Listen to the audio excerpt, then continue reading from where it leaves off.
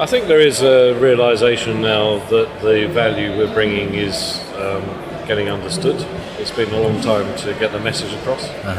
I think the peculiarities of the Middle East are that it's still fragmented. There's still many parties. We've had some interesting discussions at the conference today on relationships in terms of procurement, in terms of standards and specifications, all of which are still capable of being improved, but I think it's fair to say that there's been some advancement and improvement over the recent years. Right. And we're now seeing, I would say, true integration of many of the issues, whereas previous it's been rather fragmented. Clarity of specification and statement of requirements is a must. Still we're seeing too much copying and pasting of things that will do. Right. We've had an interesting discussion today about the relationship between procurement departments and technical experts, where frankly procurement departments don't necessarily understand the technicalities of what they're procuring, and then it manifests itself as a problem a year or so into the contract. So I think that's an area for improvement still. I think there's much more that can be done there. We're seeing much better regulation actually, so now there's beginning to be understanding with RERA, particularly in residential portfolios, association management. They're all improvements that are taking place, but there's more to come. And I think really the education, training is critical. There's still much more to be done in that area. I think still there's a skills shortage. Of course, this territory relies heavily on expat resources. I guess that will always be the case, but even in the recruitment of expat resources, much more needs to be done in terms of training and development and learning and development. And of course the industry doesn't stand still, so there's continuous improvement, continuous challenges, particularly in the area of technology that people need to understand. And so it's a constant issue that people need to be up to date and aware of what's happening in the general business environment. I mean, I do think that will come. I don't think it's something you can force it or sort of put it on like a theatre. I suppose you could, but the reality is, as it becomes more all-embracing and is seen as a real economic driver, a benefit, if you like, to business and to enterprise, it is becoming better understood. There are better graduates coming through, there are good degree courses, there are many education programs now, and the advent of professionalism, we've seen just in the last few years, the serious professional associations coming in. Competition is a good thing, there's lots of them coming into the marketplace.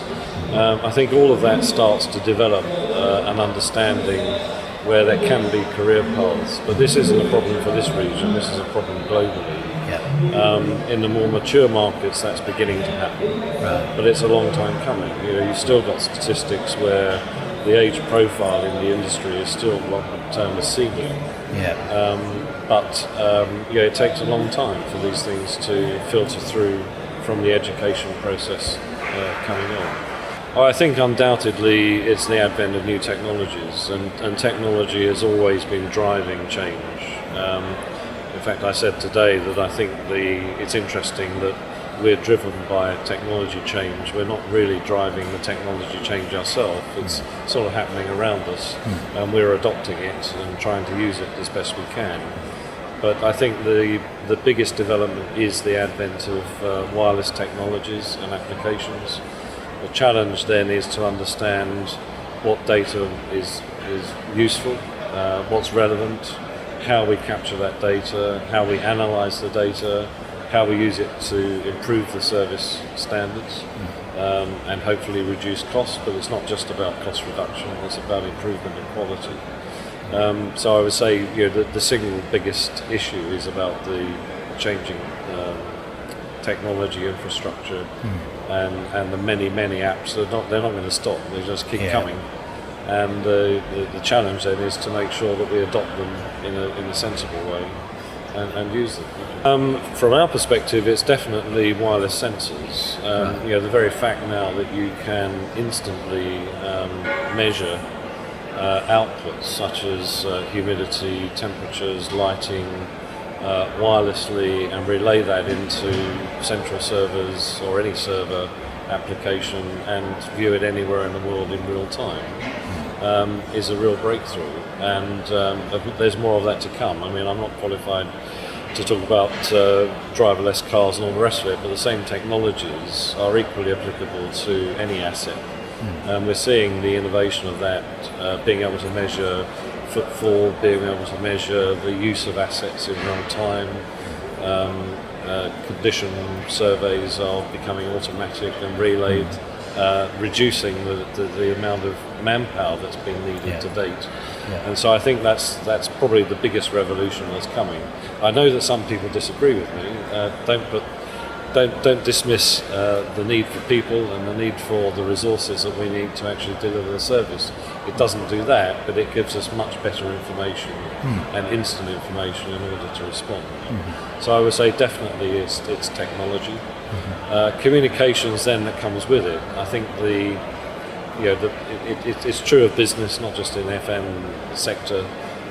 Instant communication, promulgation of new ideas, best practice is available to all now. It's not something that you have to wait for. And so I think in many, we might term of regions that are still developing in FM, there's an opportunity for them to leapfrog over the 20 years or so that some of us have been struggling to effect change by using these technologies, can leapfrog over and start with the state of the art and not have to go through all the pains we've been through in trying to bring that data together.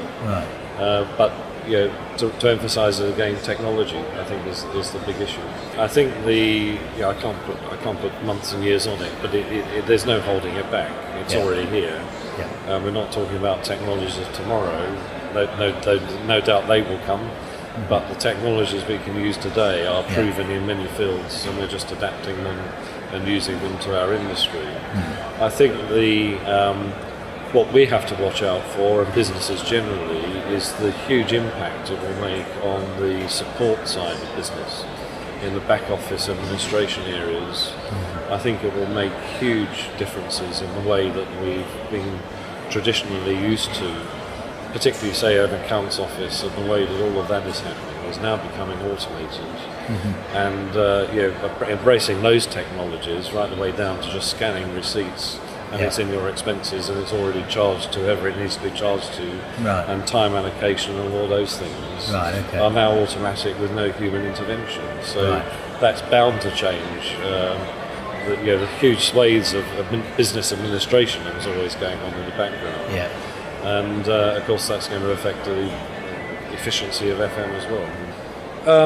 Possibly. I think it's not universally applicable. It depends on the sophistication of the building and the facilities and the services.